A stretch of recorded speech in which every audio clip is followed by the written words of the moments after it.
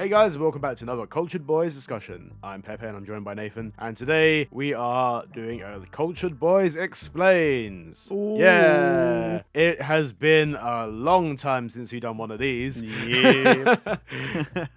But this is like a series I feel like we did like about a year ago, maybe longer, where one of us explains something to the other one, which we have no clue about. Today, Nathan's going to be explaining to me something which I have no clue about. He's clued up on the situation. I don't freaking know. Yeah. It's VTubers. Hey, the long-awaited I explain VTuber things to Pepe. Yeah. I don't know how many times we've mentioned. This is probably something we'll do in the future. Yeah. Just like a quick disclaimer for things. I don't really get streaming in general, and by not getting it I mean I don't really watch streaming people. I don't watch people streaming. It's not really a thing that I often do. Even like some of my best friends have done streaming in the past, and they'd be like, hey, watch this, and I'll be like, yeah, I'll try it, and I just like never get round to it. Fair. It's one of those things that even like with my mates, I'll try and support my mates and everything that they do, but man, I don't get streaming, and I definitely don't get VTubing. Which is funny because it's just anime live. Yeah, this is the one thing about it, because like it's another layer of things which I feel like if I were to maybe get into it, maybe that's like a more accessible form of it. But like you on the other hand, Nathan, you're like one of the biggest VTuber fans I know. I feel like in our friendship group, I'm the biggest VTuber fan anybody knows. Yeah, Once I fell into that rabbit hole, I fell hard. yeah. And I have never been able to claw my way back out. Because this is one thing, like when would you say like you got into this as well? This is like a thing that made you want to jump into. Like what is your history with the VTubing thing? It's interesting because it does actually lead into like the first quote unquote, the most widely accepted first popular VTuber to basically blow up in the space doing VTubing. Right, yeah. I started with Kizuna Ai. Okay, yeah. But where Kizuna Ai started back in 2016, 29th of November 2016, I don't think I was actually watching them back in 2016. I started watching maybe around 2018. So I never subscribed. I would just pop in for a random video here and there. And it was just at the start, it was to see what was going on, you know, like. Yeah. Because it was it made waves, you know. It was like, oh, there's this person doing YouTube videos, but they're an anime character, and it's like motion. Yeah. It's not just like an illustration or a PNG or something, you know, like, and it's not a face cam, like it's an actual like moving character. So I was like, okay, what's this? What's all this about? Let's have a look. Yeah. And like back then, VTubing was all just pre-recorded video. Streaming hadn't even come into it yet, because like at the time no one had really figured out the tech. It wasn't that we didn't have the tech to do it, it's just no one's like pieced this puzzle together yet, you know, like. Yeah, it's something that will require money, a lot of it. Yeah, it requires investment and a bit of like smarts. But so far we've got all the pieces separate, but no one's put them together yet. And it's interesting because Kizuna Ai is also credited with coining the term virtual YouTuber. So VTubers as a moniker only exists apparently because of Kizuna Ai saying virtual YouTuber. Interesting, yeah. Man, because it's funny you should say that as well, because if you were to ask me to name any VTubers whatsoever, the first one that actually would come to mind is Kizuna Ai. Only because a few years ago, I got really into PewDiePie videos again. Yep. I remember subscribing to him, getting all that on like back in 2013, 2014, when like that was like when he first started, when he first became #1 on YouTube. And then I dipped off a little bit, came back, and like I remember just watching a bunch of his back catalog stuff, and like he did like the whole like question like kind of thing where people send questions in or whatever, or he goes into the subreddit and does stuff. Yeah. And I remember him finding one of Kizuna Ai's videos where like he sang a song called Hey Monica or something like that, a Swedish song, and then she did a cover of it. Oh, okay. And then it got to the point where I got really into the song Hey Monica. But like also because I saw the Kizuna Ai cover of it, I saw him react to it. And I was like, oh, okay, so this is a VTuber. That was like one of my first instances of seeing like a VTuber basically. And that must have been in 2019, I think. That makes sense. That's when I first like recognized that kind of thing. Yeah. That makes sense because 2019 onwards, like 2020 for VTubing was a big year. Obviously, COVID, Oh, yeah. but Yeah. that's why. It's because no one could go out, no one could do anything. So VTubing exploded because lots of steps were taken from 2016 up until 2020. Yes. That basically the industry was created essentially, because in 2016 is when Cover Corporation, which is like one of the big names, because they are HoloLive. Ah, okay. So so is Cover so you said that is HoloLive. Like, did they switch? Like, when did it was it like a buyout thing, or was it like did they just change their name, or what was like the crack with that then? So Cover Corporation was founded in 2016 and originally was founded as a virtual technology company. So they were working with virtual reality and stuff. They wanted to make stuff in 3D space.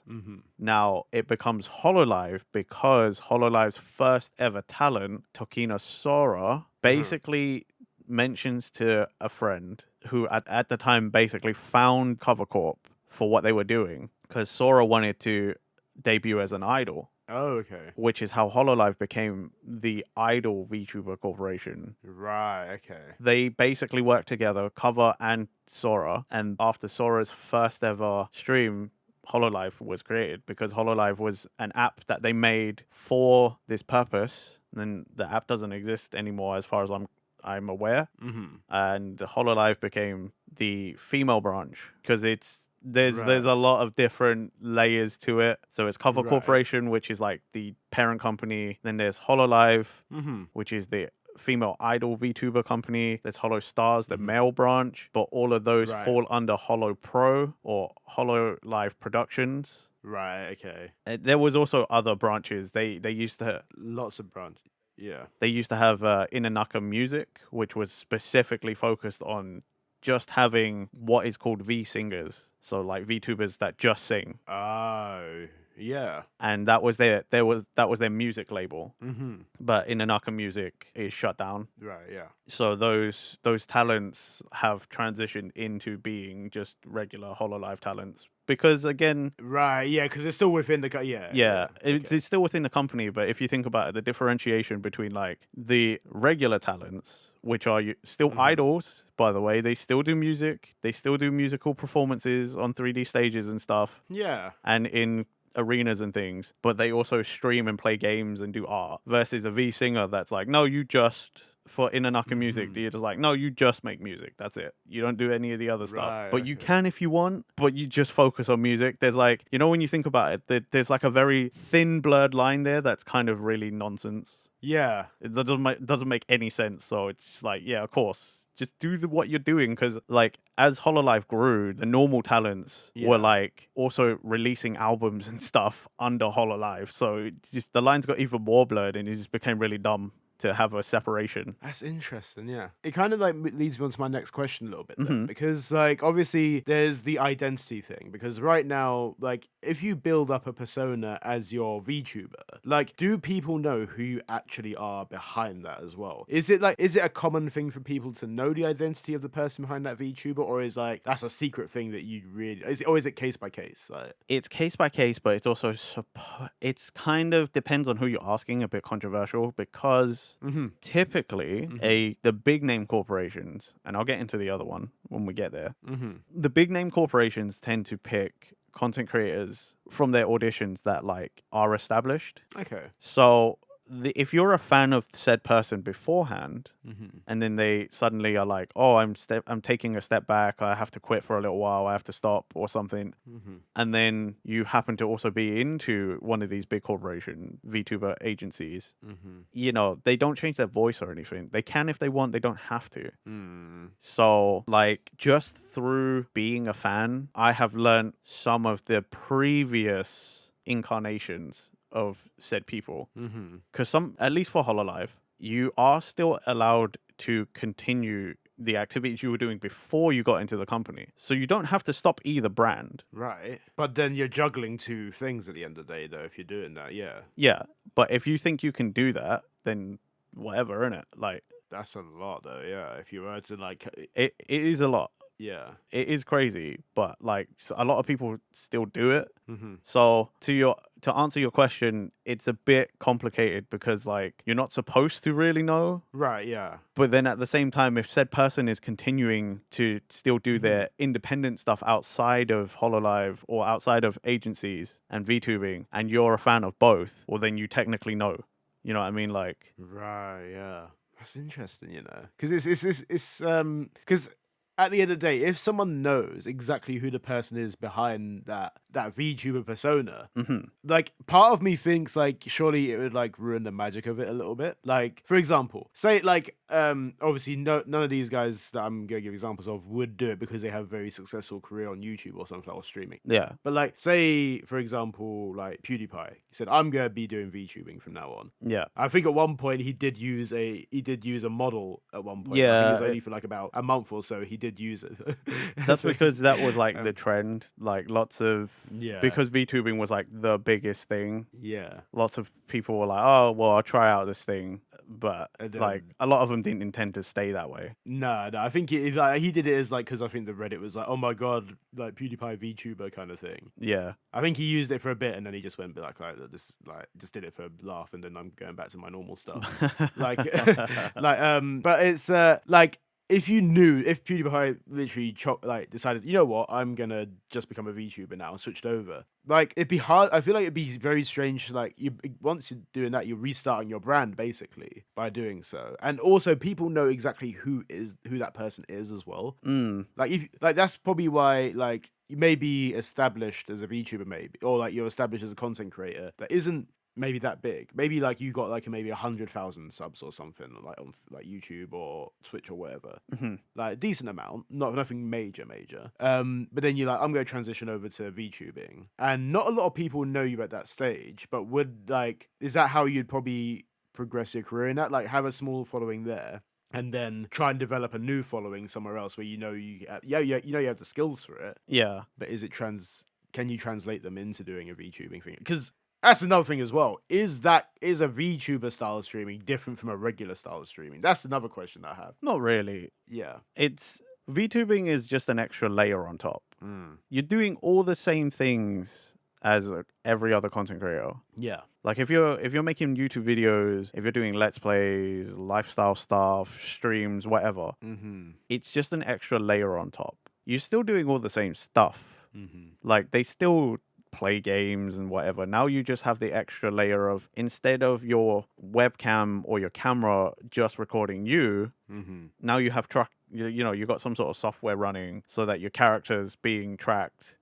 Yeah. And that's it. Like it's just an extra layer. So like I wouldn't say VTubing is this whole extra thing, that's like I know to some people it seems complicated because like if you don't know how it goes, then it's like, oh man, it's like what is this? Is like motion capture and stuff. So the technology's come super far, and like because VTubing is such a big thing, people, indie developers and software developers have made all sorts of stuff. So it's like pretty simple. I mean, hell, you guys would have seen it if you've seen some of our thumbnails and things. Like even I've learned to go and make basic 3D VTuber models of the Cultured Boy logo. Yeah. It's like slightly cursed every now and then. It's hilarious. Yeah. Like I've learned to do that, to pose them for thumbnails and stuff. Like that's how far it's come. Is that like even just fans like me can just go off and fuck around with a thing, and there you go. Do you know what I mean? So like to answer that question specifically, no, VTubing is no different than other content creation. Yeah. You just have that extra thing on top.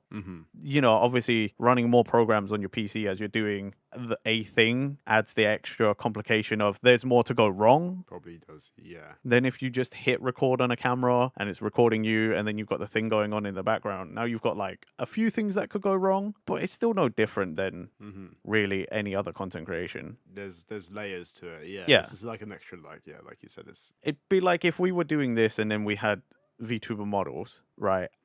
We just now have the extra layer of, now we've got characters that we need to make sure like it's tracking, and we're recording their movements But besides that, we would still be doing podcasts. You know what I mean? Like, Yeah. so it's not anything that different. But to answer your other question about like building two different brands, I would say it depends on who the person is. In the scenario where you posited like someone with like a decent sized following, like 100,000 or whatever, to that person might not be worth doing VTubers, like unless you really, really want to. But that kind of person could probably just transition and be like, I'm a VTuber now. You're changing you just change your current brand to that rather than starting a whole new channel, basically. Yeah. Yeah. So like you would just say, right, this is what I'm doing. Because we know. Yeah, it makes sense to, yeah. We've been doing this for a long time, and we're not like, to get to where we are took a long time, right? Yeah. So if you got to 100,000, really you would not abandon that, because that's kind of like,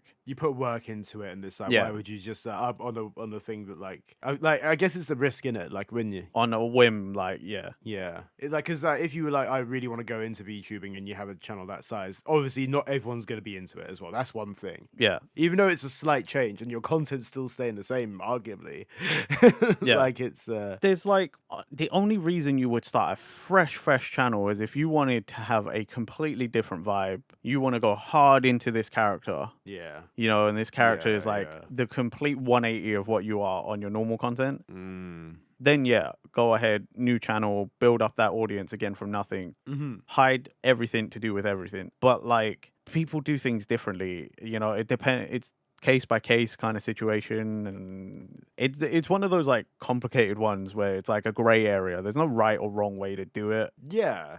There's not a yes or no answer. It's kind of like a maybe. Exactly. With like how many people there are out there streaming right now, like regardless, like even if they're big or not, there's so many people out there, and they're all gonna have a different story as well. Yeah. Like, so it's not, there's not exactly, like you said, a right or wrong way to do it. The internet's so wild with that, like how, like when you look back at it, like early or mid 2000s, when like sort of YouTube started up, like the amount of like people that were like, oh yeah, that was a small thing back then, but look at it now, like it's massive, and it's the same as streaming, arguably. Like there's so many different streaming platforms as well. But another question about it then. Sure. Is Twitch the main place to be? Like if I want to be a VTuber, for example, like what is the place I go to first? Is there like do people say YouTube is the best one? Because again, this is a guy that doesn't get into streaming whatsoever. So like, is YouTube a good one? Is Twitch good? Like, there's Kick as well. Like, I know Kick's a stream. I'm not gonna say Kick's the best place to go because it's very controversial. But like, is there an audience for that kind of thing on that platform? I don't know if there's like a thing there as well. So on most platforms, there are VTubers. It's just become that prevalent now. Yeah. So it's just that ubiquitous that like VTubers are on every platform. I would say it depends on what you're trying to get out of it. So if you are there specifically to watch them live, you want them to react to the things you're saying, Twitch is probably your best place for that. Twitch or Kick, because you know they're primarily live streaming platforms. Yeah. And there are big names, you know, on both sides. YouTube, I would say, if you're just trying to be a casual VTuber fan, you don't really have anyone specific you're following. You just kind of want to see what's about. YouTube is probably the place because, again, it's primarily a video platform. So now you can watch the live stream VODs. Yes. You can watch their actual like edited VODs. You've got people you got clippers who will make clips of just funny parts of episodes of streams. Yes. I would say if you're trying to get into VTubers, YouTube is probably the place. Okay. Because that's where like most people will archive their streams as well.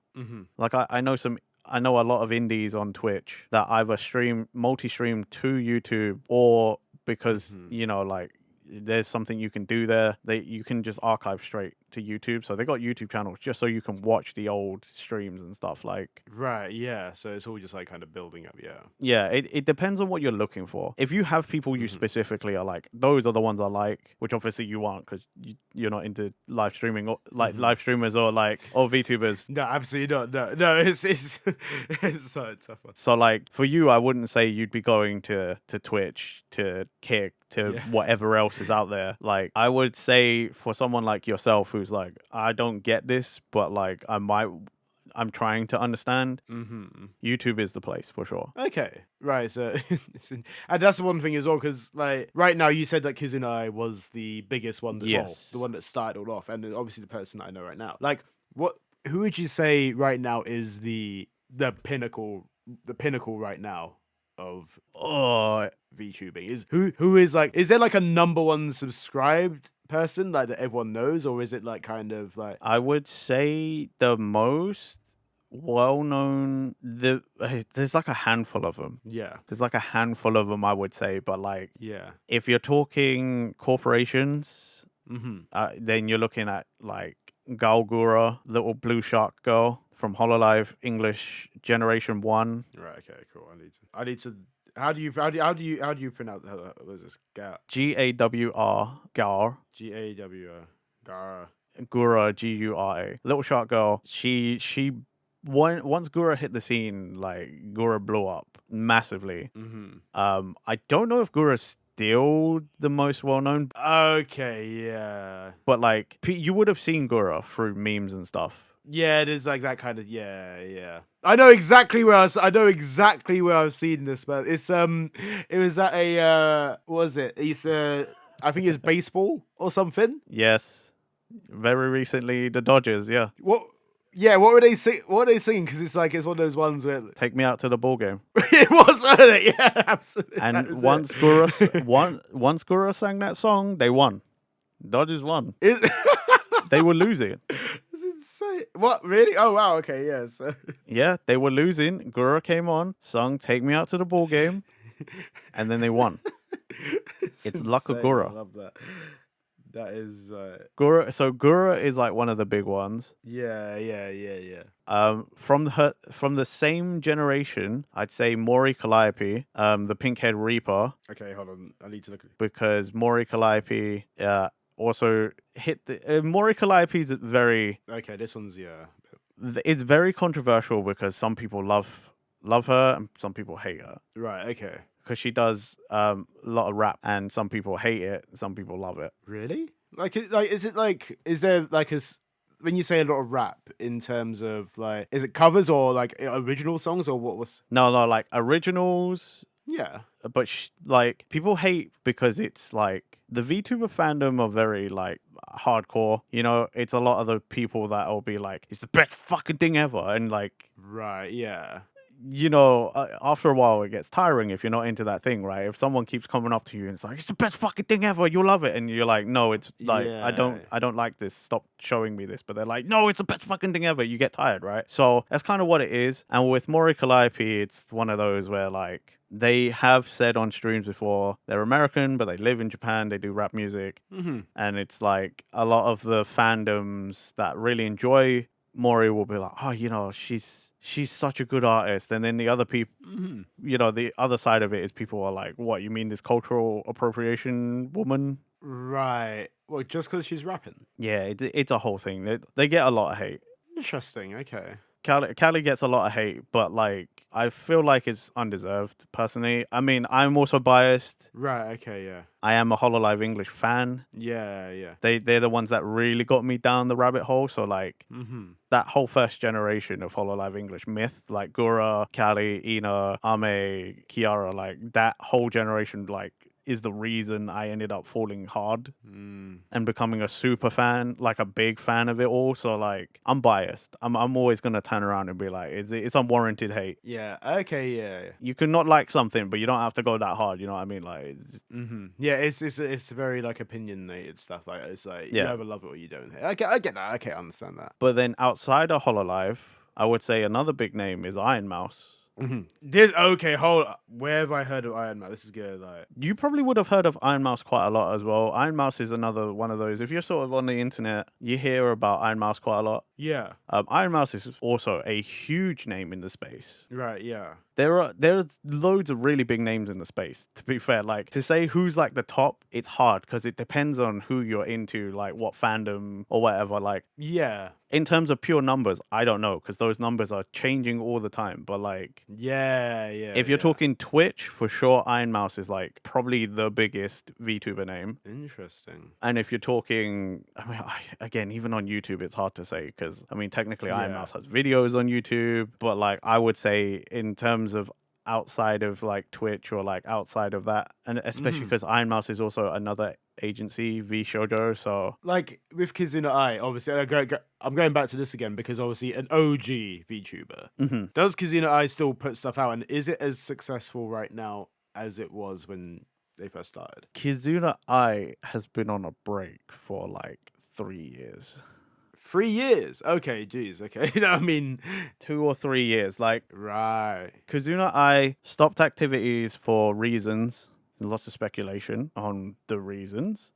So I'm not going to get into that. Okay, yeah. But around to like 2021, 2022, they stopped doing stuff. Interesting. And then recently-ish, there's been like stuff coming out from Kizuna Ai Corporation or whatever they're called. Yeah, yeah. The original voice actor or the original person behind Kizuna Ai left. They're no longer with the company. They quit. Wow. Basically, they quit. Yeah. Okay. Yeah, yeah, yeah. So there's been work and stuff behind the scenes, and apparently recently there was a live stream. I don't know how recent, by the way.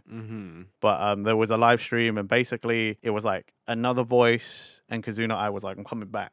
Right. Okay. Or like people think that Kizuna Ai is coming back, but it's not this. Apparently, like the CEO of the company was like, "Look, we're still working on stuff, so it'll be a while." But like, so Kizuna Ai is gonna come back in some sort of capacity, but to what capacity, I don't know. But not with the original. Yeah. So like, so the voice that Yeah. you would have heard, the voice I would have heard, is not. Yeah. But then that person was the first voice. Yeah. So I say a lot of work. People have already heard the second voice, and the second voice was actually pretty like accurate to the sound. The original person who was Kizuna Ai stayed on as like a consultant for quite a while, but now they're leaving. Or they left. Right. Okay. So really, there has been no difference even when they were the second Kizuna Ai. But surely, as a Kizuna Ai fan, it feels, no pun intended, obviously, because it's thing, but like it feels quite hollow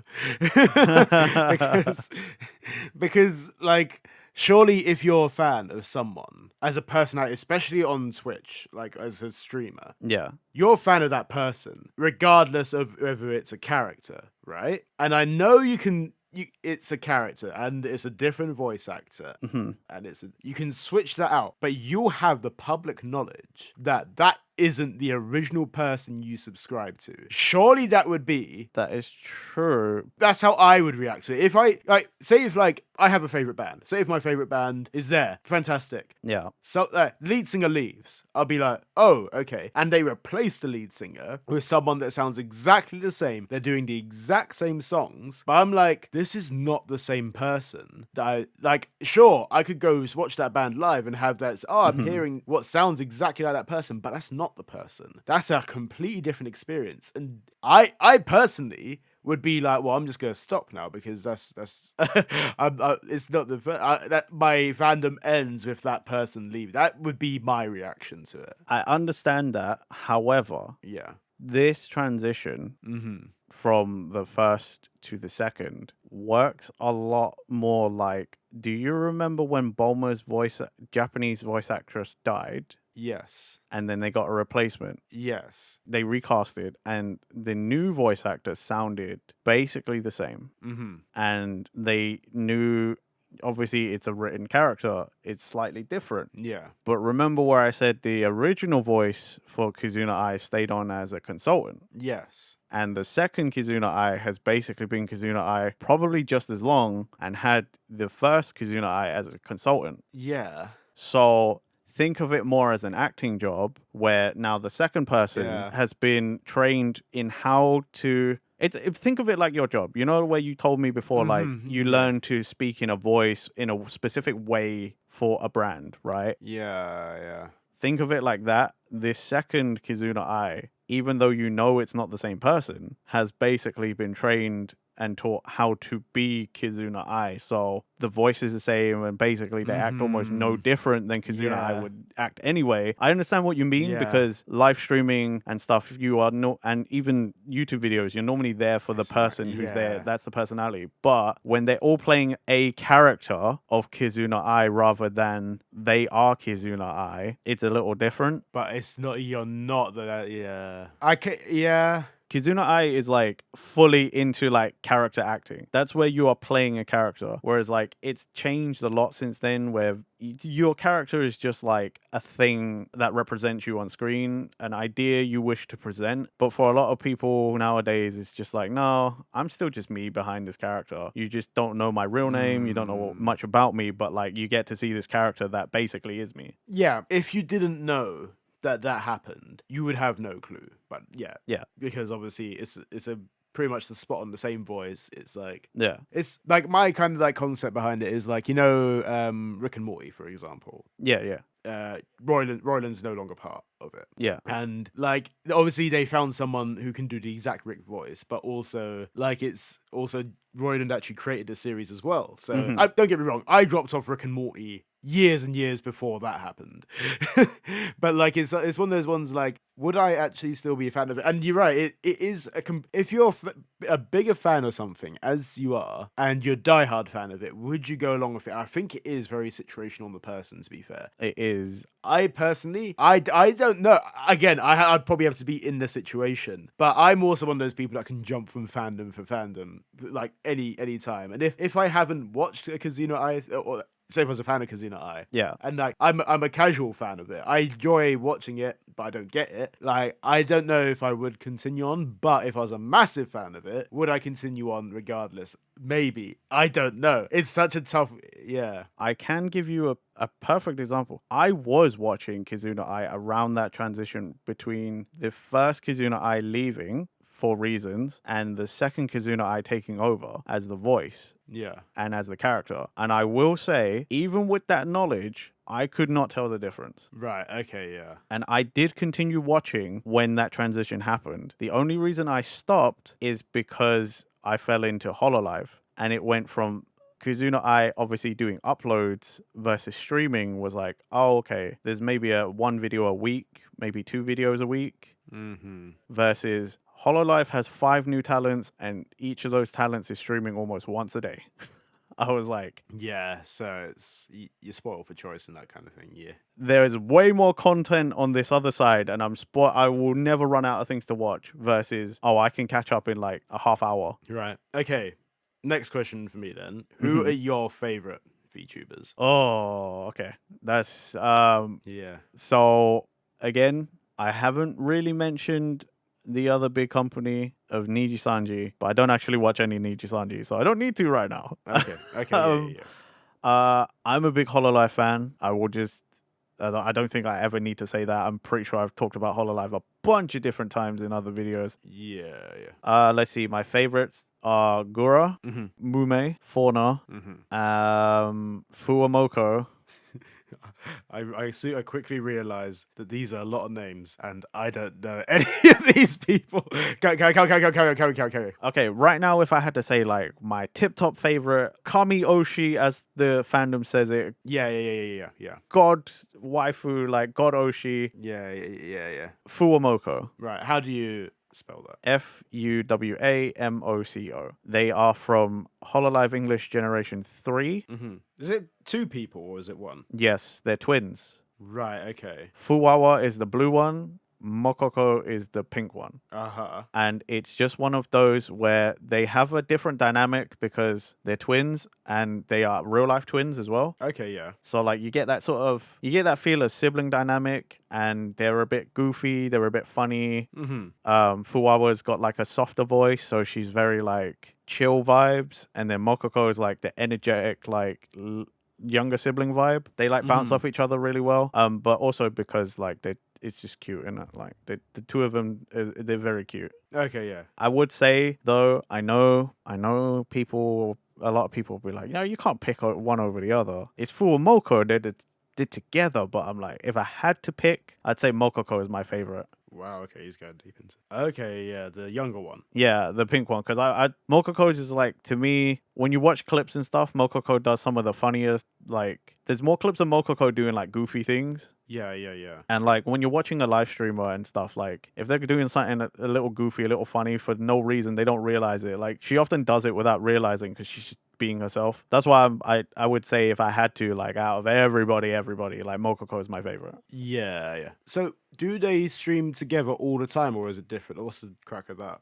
Mostly together, but sometimes if something happens, one of them's not feeling well or something, they have done solo streams. So it's not like, for example, like there's the Fuamoko channel or whatever platform. I don't know. Yeah, it's a channel. It's a shared channel, but it isn't like, like a Monday I'm streaming, on Tuesday No. my sister's streaming. Okay, cool. It's always the same if it can be. It's mostly Fuamoko together, and then there's sometimes like, I mean, they've done it a few times, like I think a couple of times where there's been like a week of just Fuwawa. Okay, yeah. Because Mokoko is like not feeling well or needs a break or something. Yeah. And then there's been some celebrations where it's like they do separate streams. Right, yeah. But like a day after each other. So like Fuwawa will do it on one day and then Mokoko does it the next day. So that's the interesting thing as well, because obviously you're saying about like a regular stream schedule with that. In my opinion, if you're doing, like, I assume, is it a 5-day-a-week thing, or is it like is there breaks in between, or what's the crack there? Okay, so I believe on the audition pages, and I've just had a look out of curiosity before. Yeah. The audition pages used to state you need to be able to provide at least 3 days a week worth of content. Yeah. So it's the 3 days you need to be able to stream, minimum. Yeah, okay. If you want to go more than that, Fuamoko actually do more than that. I think they do at least 5 to 6 days, if not 7 days a week. Interesting, yeah. I think they do 5 to 6 because, it doesn't matter how much you love a job, how good at it, everybody needs a break. Everybody. Yeah, this is what I was considering, yeah. Yeah, I'm pretty sure they do like 5 days. 5-6 days. See, this is the thing, right? Like for like this is not just a VTuber thing. This is a streaming thing as well. Because if you're a professional streamer, you're expected to be on 24/7. And this, I also see this sort of a lot of commentary YouTube as well. People that talk about the news or whatever. Like, and if they don't talk about one thing, for example, they get like, "Why have you done this? Why?" And there's that pressure there. So, and if your fandom is huge and they expect stuff all the time, that's gonna be an overbearing thing regardless. I can imagine it's a massive pressure. And Fuamoko being two people, my first impression would be you've got someone to bounce off of.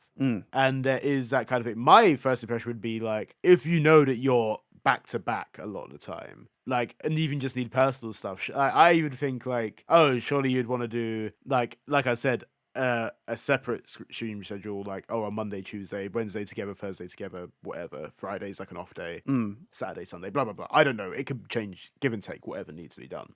Because obviously, as a person, you need, like you said, you need breaks. Yeah. Regardless, anyone needs breaks, and like to me, it's wild because obviously I don't know what it's like. Like, you're streaming, you probably are like doing it. You probably feel like the most gifted person in the world. You know what I mean?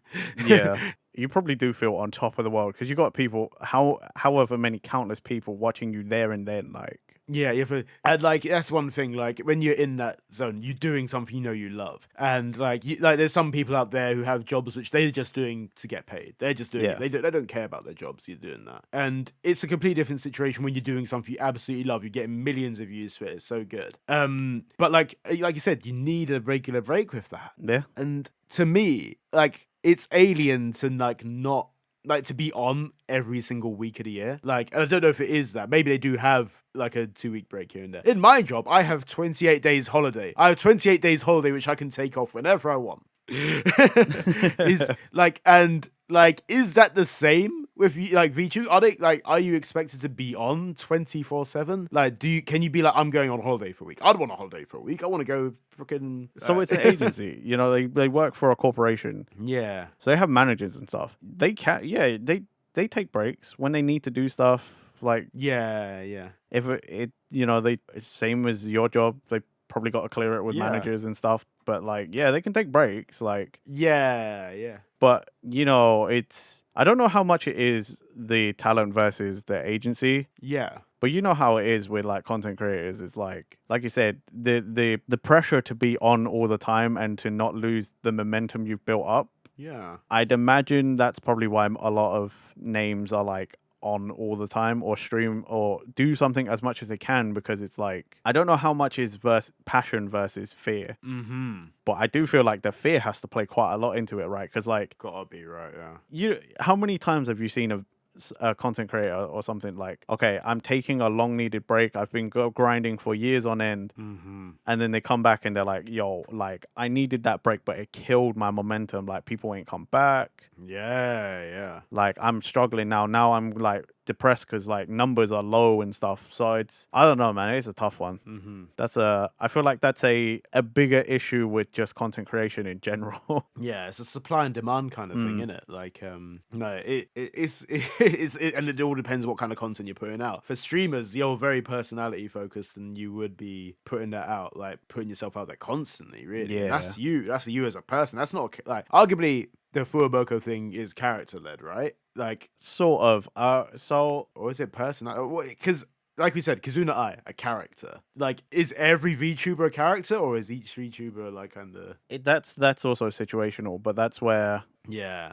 it now comes in degrees. Mm-hmm. So Kazuna Ai is like one heavy side of it, full character. Yeah. There is no there's people behind it, but there's no like leaking of their real life personality. Like that's Kazuna Ai, that's the character. Mm-hmm. Whereas a Fuamoko, it's like they do stick to lore and character. There's like they're demon god dogs, so they do that a lot. That's their shtick. But you do get sort of bits and bobs of like real life in there. So they're somewhere in between. And then you have a lot of other VTubers that are just like, this character on screen is what represents me. This is how I would like to be seen. This is generally just all, yeah. But like the person behind it, everything you hear is just who they are. Yeah. I would say if you want to say like degrees like that, it's like Kazuna Ai on the far end, Fuamoko and lots of Hololive and a lot of agencies like somewhere in the middle where it's like character, partly character just to sort of keep things in line, but you do hear real life things. And then like an Iron Mouse on the far side where it's like Iron Mouse has the model, but Iron Mouse will tell you a lot, like within reason, but like people know about the real Iron Mouse, like the person behind Iron Mouse. They might not know names and stuff, but like what's going on in their life sometimes. And so there's the complete spectrum of it, and then all the in-betweens of that, different degrees of how much information people want to hide and release and stuff like that. Okay, yeah.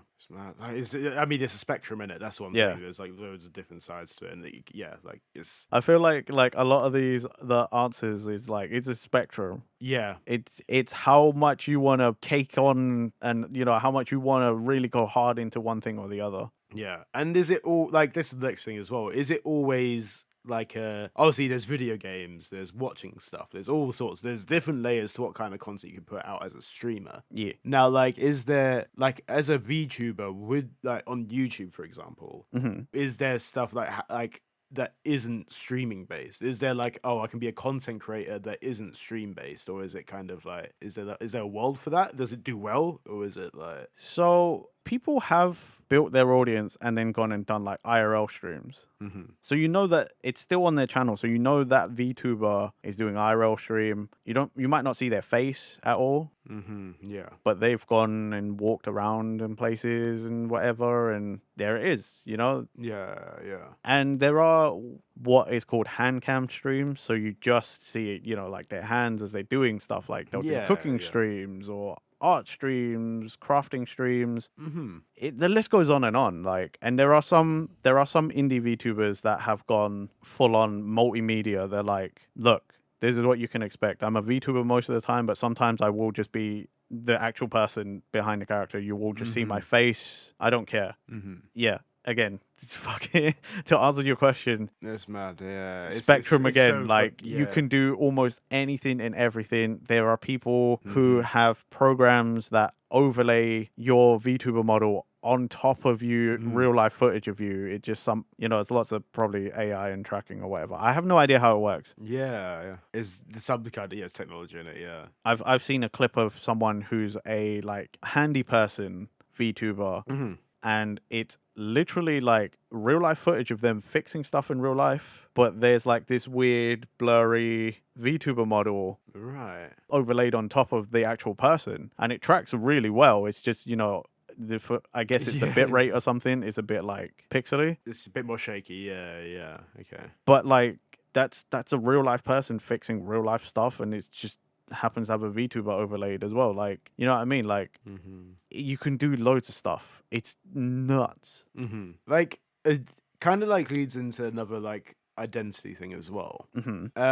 Like, is there anyone that's been in the VTuber community, which is like, or like a VTuber, like streamer, whatever, who has literally, obviously, they set up their personality as a VTuber, but have come out as a real person and is still creating content like that? Is there a thing for that? Is it Yeah. a popular thing, or is it? There are people who've done that. Also part of VShojo, their Japan branch, Kason. She was a VTuber. And she's the perfect example of what I was saying before, of someone who is a VTuber, but you also know their face. She looks pretty much like a character, actually. The character was like basically made to look like her. Okay, yeah. And she will stream and you see her face. She does a lot of IRL streams where you see her face and she's just like building Gundams or something. Gunpla. Yeah, yeah. Okay, yeah, yeah. And she does lots of like in-person like face cam stuff, and she's also a VTuber for VShojo who does like streaming and VTuber stuff. Like, wow, okay, yeah. actually perfect example of it. Okay, interesting, yeah. And it's someone who's been in the space for a while and is actually like pretty big as well. Still currently going, yeah. Yeah, and they're still currently going doing both of those things. In my opinion, that would be the most ideal thing for me. Like, like like for me, that is like the perfect balance. It's the fact that like there's no pressure to keep that identity hidden. Like at the same time, your personality like isn't just dictated by your VTuber personality. It's also yourself as well. Like, Yeah. it depends. Everyone's got different preferences as well. I can imagine there's some people which are like, I don't like that. I don't like that. I'd see the real person. Yeah, but see, I would be one of those. Like, personally, I'm like, no, I would like to keep. If I was a VTuber, I would like to keep it separate, because then it's like the thought that if you got big, then you could like still go outside and no one would know, unless you did a doofus thing and you're like, you don't change your voice at all, so you use your normal voice, someone hears you and you're also repping your own like merch or something, and then it's like, yeah, well, obviously you're you're gonna turn around and be like, no, that's not me, I'm just a fan that happens to sound a lot like that person. Like, no. I think as well, it's like you have to find, like, I imagine it does happen. Don't get me wrong, I imagine it does happen, but there's also, you have to find those fans in public to be like, I was thinking about this actually, because you know the YouTuber Jax Films, for example, like people like, he's just doing like a AMA kind of thing like he does on his second channel. Like, do people recognize you in real life? And he was like, people don't. He's got like almost 5 million subscribers, but people don't recognize him that much. The only time they recognize him is when he goes to the Renaissance Fair. Like, that is so weird. He's not a Renaissance guy, whatever, but it's because there's a community there which are just into like probably like a bit more geeky stuff or whatever. Fair enough. And he's just like, that's the only place people really recognize me. Like, he can go around like the grocery store or whatever and he'd be fine. See, but that's like a weird edge case though, you know? Because like, how many times has like just any other YouTuber been like, yeah, if you see me in the street, it's okay to come up and say hi. Yeah, it's like, well, it's your situation, yeah. Because they get recognized all the time. It's, I don't know. Yeah, I don't know. That's a really weird edge case. Like, especially because he's always on camera. Yeah, he's always. I guess that's one thing. It's like, it depends on how often you go do stuff. Like, yeah, imagine like there's a lot of people who try and go about their daily lives and probably do get stopped like that. Like, it's Well, I mean, like I'd imagine a PewDiePie like cannot escape. I remember when he used to live in the UK, it was like kind of like it'd be a thing where people would just come up to him when he's just doing things and be like, "Hey, can I take a picture?" or whatever. Yeah. But he's always one of those people that's like, I don't take pictures, but like it's like just come up and say hi or something like that. Like, if you really want to say hi to me, like, but he's also like, yeah. I know what the situation is like now. I haven't watched his videos recently, but I know he's in Japan now. He's living his best life out there. That's like, That's what I know. I watched a little bit when he was in Japan, and he's like doesn't get recognized as much out there. I think it's a different kind of When he first moved there, he was like, "Yeah, I got recognized by like one kid. I've been here like," and that was he was like, "I've been here like 6 months now." I was like, so it was like super early on, but he's like, "Yeah, one kid recognized me." He's like, "It's great. I can just go anywhere, and fucking no one knows who I am." That's the dream, innit? Like if you've had like that much like success from your channel, and you're like, Right? and he's pretty much like hanging up the coat now. He's like kind of like he's almost retired at this. Like, he's living his retired life. Yeah. Anything you get is just like a bonus.